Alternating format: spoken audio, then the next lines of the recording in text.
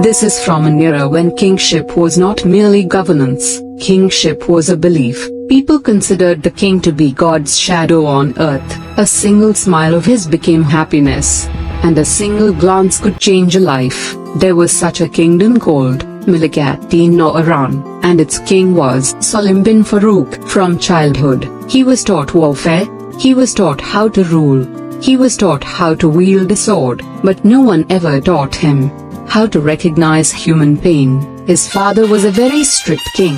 He used to say, "A king is one whom everyone fears." But Salim was soft at heart. He would look down at the people from the palace window and wonder, are they truly happy, or do they bow just because they see us? The day of the crown, when his father passed away, the entire kingdom gathered, a golden crown, a throne adorned with diamonds, thousands of soldiers. People shouted, "Long live the king, long live the king."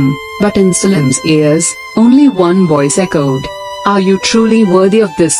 When he was seated on the throne, he felt no peace, only a heavy burden. The first night, a meeting with conscience. That night, he sat alone on the palace rooftop. The moon was half full, as if something remained incomplete. An old dervish appeared near the palace wall and said, "O Salim bin Farouk."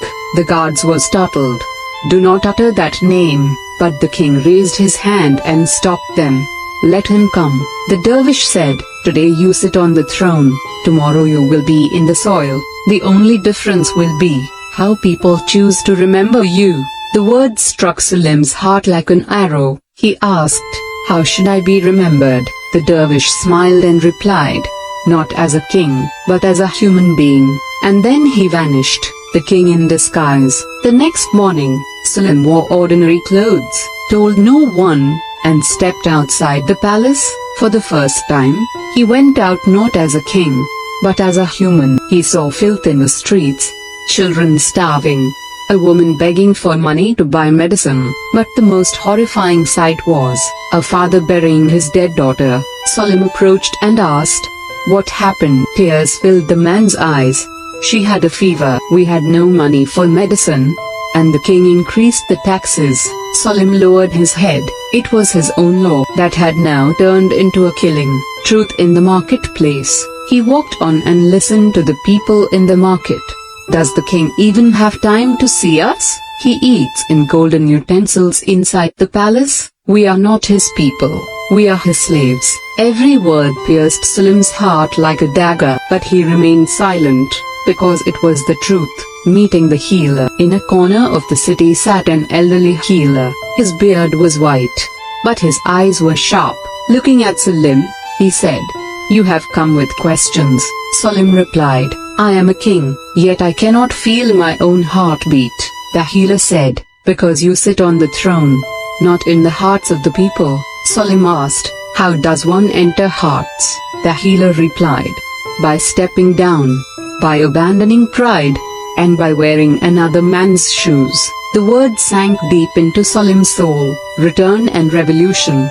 Salim returned to the palace, but he was no longer the same man. He summoned the court, and announced, "All taxes cut in half, justice for prisoners, one well in every village, free grain for every poor household, royal expenses reduced by half, fewer servants, more teachers." The ministers' faces fell. The Prime Minister said, "Your Majesty, you are weakening the state." Salim replied loudly, "If oppression is strength, then yes, I am weakening it." The entire court fell silent, the beginning of a conspiracy. When the common people rejoiced, the wealthy grew furious. One night, poison was mixed into the king's milk. Salim said only this, "If this is for my people, then I accept it." The next morning, he was extremely weak, but he did not die.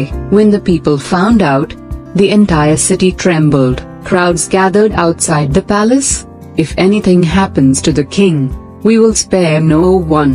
Looking out the window, Salim said, "Even if I die, do not try it. Just do not let oppression return." Stepping down from the throne, a few days later, he announced, "From today, I am not your king. I am your servant." People wept, "No, You are our true king. Salim said, a man sitting on a throne is not a king. The one who lives in people's hearts is the true king. And he left the palace. Years later, a small child asked his father, Father, who was the real king? The father pointed to an old man in the distance, giving water to children.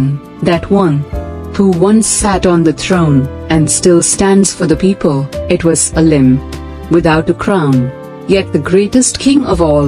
Moral: a throne does not make someone great. Greatness belongs to the one who, even after gaining power, never forgets humanity.